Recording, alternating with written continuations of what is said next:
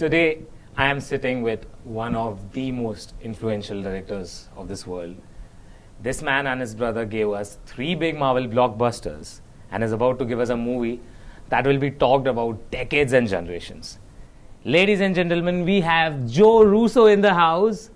Welcome, sir. Welcome to India. That was an amazing introduction. I did not pay him for that introduction, by the way. He just came up with that all by himself. So, sir, how's your experience, visiting India? It's been fantastic.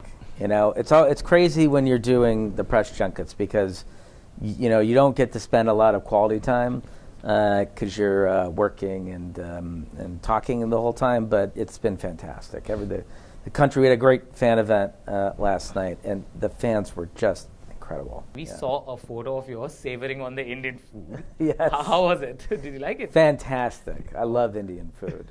I've been told, though, that I have not reached a sufficient level of spice yet.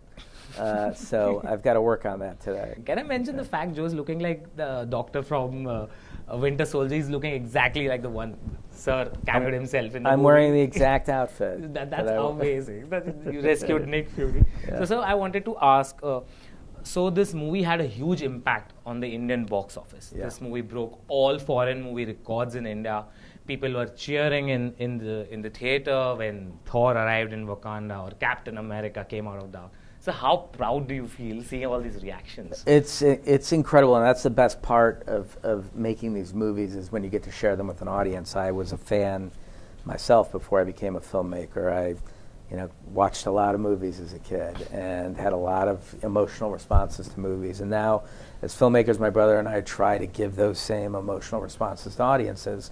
And when audiences respond the way that they did in India during Infinity War, I mean, it changes everything about the movies and why you make them. And so it was a mandate of ours to come here first on the tour. This is the beginning of the press tour. And we haven't even finished the movie yet, and I jumped on a plane to come over here because of the way that the audiences here responded to Infinity War. That is amazing. So Joe sir has seen all your reactions in theaters, guys. You know it. So sir, I wanted to ask that last year I met Joe sir at the Singapore junket, and he promised me that he'll be coming to India, and here he is. So I thank you for that, first of all. And thank you for asking me to come here. Yeah. I'm so glad. And last year, in an interview, I jokingly asked him, like a fun question, who dies in Infinity War? And he answered me, everyone. And I'm tired. I'm not going to make. So, sir, I want to ask you how difficult it is as a filmmaker. So we have been seeing this Infinity Saga for 10 years. How difficult is it to protect the spoilers? What measures and what extent have you went through? I mean, I think that we've learned a few key lessons about how to protect spoilers. One, obviously, is that you don't give anyone the script. And so if they don't have the script, they don't know what happens in the movie. And with the actors, we write fake scenes or they get very limited amounts of material. When you're working on a movie like Infinity War, Star-Lord doesn't need to know what's going on with Captain America. They're in very different sections of the film. And so they just each get the lines from that section of the film that they're in. They can understand their motivation because they're following their storyline. So they ultimately don't know what happens. All of the characters who died at the end of that movie, a lot of those actors were told the day of what was going to happen. So we protected that secret for the entire shooting of the film. And then, of course, there's people like Tom Holland or Mark Ruffalo that don't get any script. We have someone just read their lines to them on set the day that they get there. That's all they know. That's amazing. Yeah. Tom and Mark are called spoiler bros. Yeah. I just heard on news today that Tom was not allowed to read the script of it at all. He didn't know who he was acting opposite of. He had no idea what was happening in any scene in the movie. That's really challenging as a director. It's the only way to protect it's easier for an actor when they're doing interviews to not spoil anything if they don't know anything. So we've learned that lesson. That is amazing. Tom Holland, if you're watching this, which you are, I know. Yeah. He's challenging you as an actor. That's right. So, sir, I wanted to ask this. So, things are going around. A lot of talk is between Ant-Man and Thanos. Can we get an Ant-Man versus Thanos spin-off? Yes, we can get an Ant-Man and Thanos spin-off. Have we traced the original source of the theory? I want to know who is responsible for it. Can we do that, guys? So Joe wants to ask who started off this theory.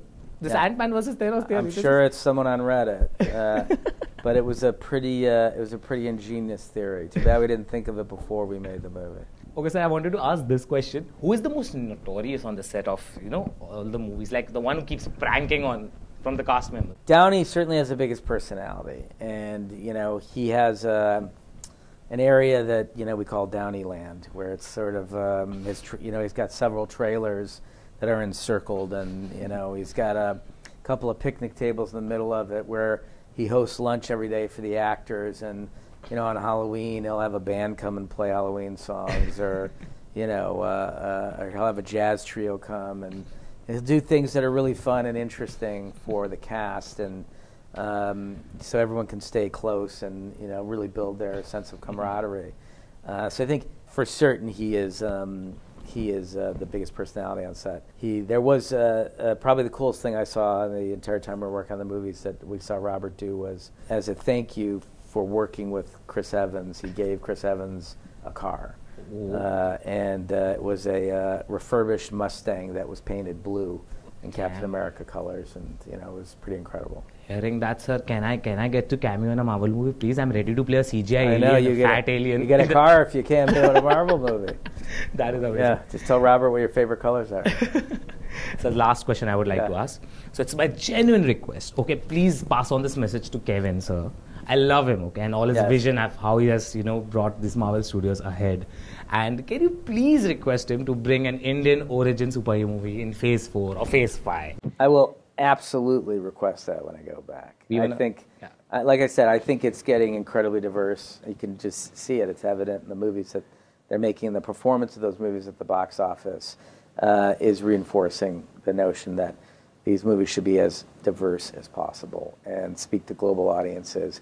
And people are so passionate here in India that I can only imagine how an Indian superhero would be received. Maybe we would be as excited as the Africans after seeing Black Panther. Indian movie, Maharashtra forever. Let's hope that happens very soon. Thank you, Joe, sir. It's an absolute honor to be here with you. Of course. Thank you so much. Thank you. I really appreciate it. Thank Great you so questions. Thank you.